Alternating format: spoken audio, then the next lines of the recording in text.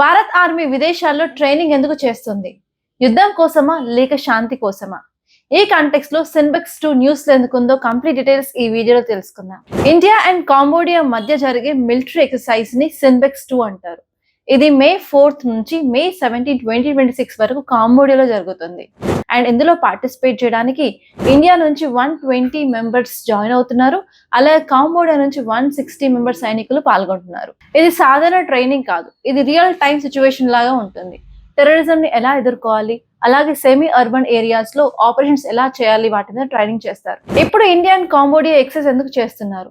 దాని వెనకాల major reasons ఏంటంటే ఇండియా అండ్ కాంబోడియా ఆర్మీస్ మధ్యలో కోఆపరేషన్ పెరుగుతుంది.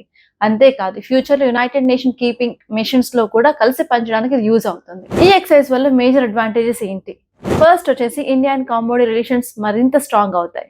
అంతేకాదు ఈ ఫ్యూచర్ లో మన వరల్డ్ లోనే పీస్ ని కాపాడడానికి రెండు దేశాలు సిద్ధంగా ఉంటాయి.